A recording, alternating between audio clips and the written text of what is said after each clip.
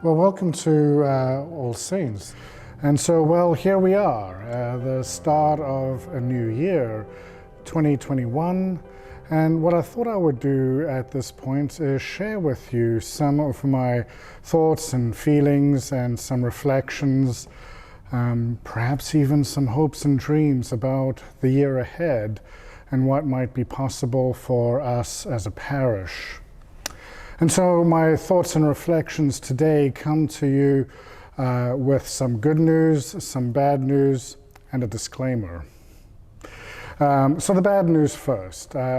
Clearly, we still are living in a pandemic, and the effects of COVID-19, we realize are going to be with us for some time yet. We can't really predict the future. We don't know what's going to happen next. But we have gained some insight and some learning, and the church as we know it has changed, and there will be things that we simply can't go back to in the way that we used to, and there will be new things that we will be able to take on and incorporate differently. The good news is that we are a parish that is resilient. We are a parish that cares for one another, that has a deep bond and a lot of energy. We're also a parish that is one of precious few, I think maybe the only parish that I know of that is intentionally thinking about, dreaming about what might happen in a post-COVID world. So what does a post-COVID church look like? 2020 has taught us a lot, and it's been brutal in many ways, and in many ways we've had to live day by day, week by week, as we learn to navigate and manage our new reality. And so 2021 offers us a glimpse of how we might be able to take our learnings, take the best of 2020, because there were some good things that have emerged, and how do we incorporate them for this year and in our parish life in the years to come. I know parish council and others have certainly been wondering about what vestry might look like. So there's some practical elements. And I know whenever I talk to my clergy colleagues, this has been on our hearts and minds for some time. And while we don't fully know how we are able to use, to conduct vestry, we do know that the business of the church continues. And so we will have a vestry meeting, but it will look quite different. At the moment, the word on the street is using Zoom as a possibility for capturing vestry. And that way we can have the largest amount of people in one time and in one space, so everybody is getting the same kind of information. So that seems to be a really popular option. There are some other options, and of course we wait to hear from the diocese if there are some directions and guidelines or suggestions from them as well. So all is not lost. We will be able to have vestry. It's going to look different. So dreams and possibilities for this next year. Of course, we're looking at how do we continue in a sustainable way to both manage an online presence as well as an in-person presence when we can do that. So some of the things that we have developed and grown over this past year, like chapel talks, clergy reflections, some of the one-off reflections and services will most likely continue online for sure. I envision that our Lenten series will also be online in some way.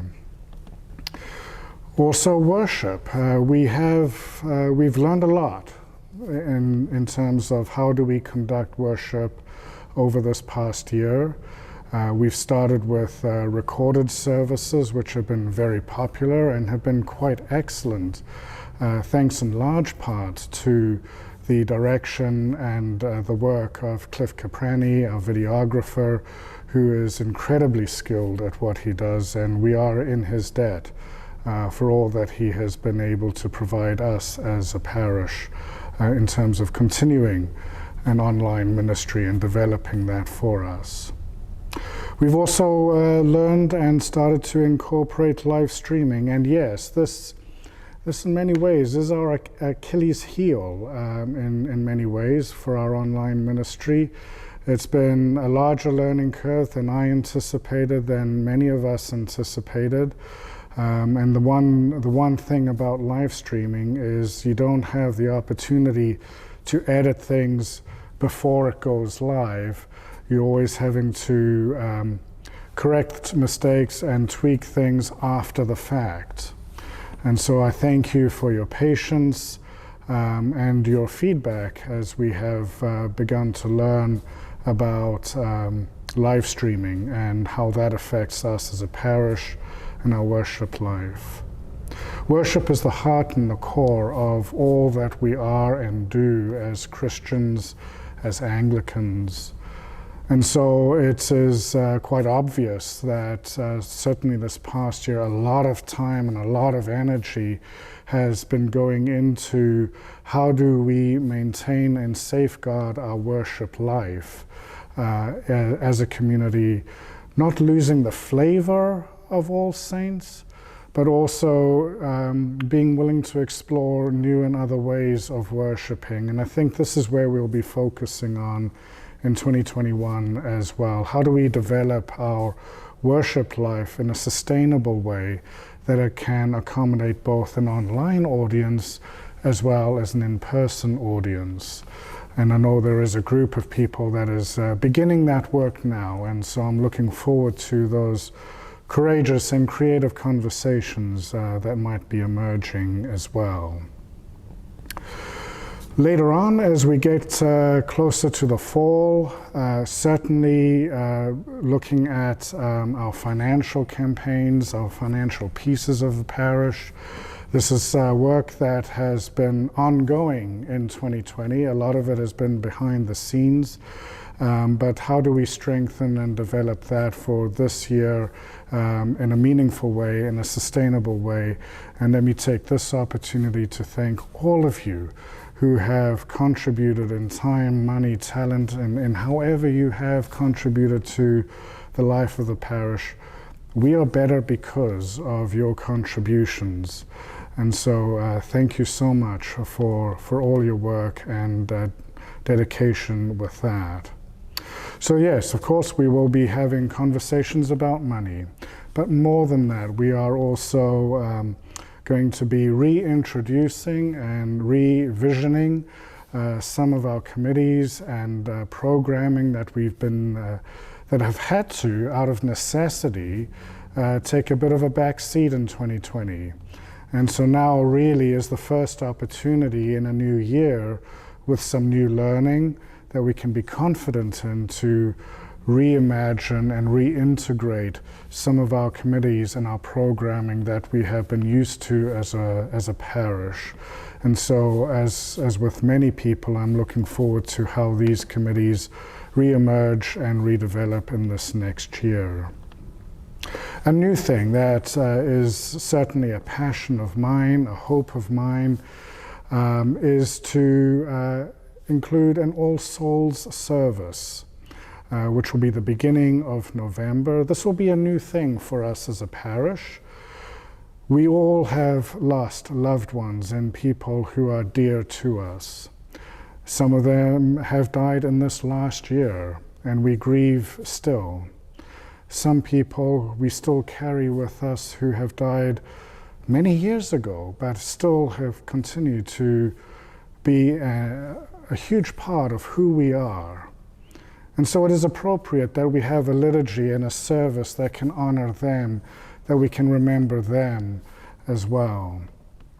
More poignant this year, of course, is the effects of the pandemic on the world.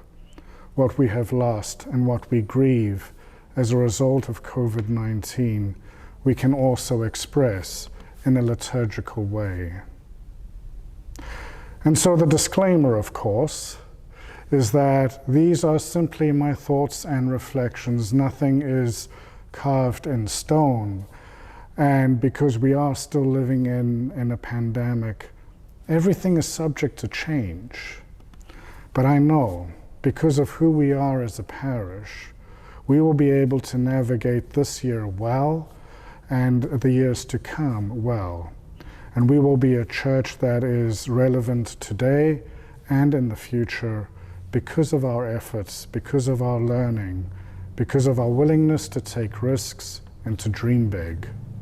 And so I thank you, and I welcome you on this journey with me and with all of us this year.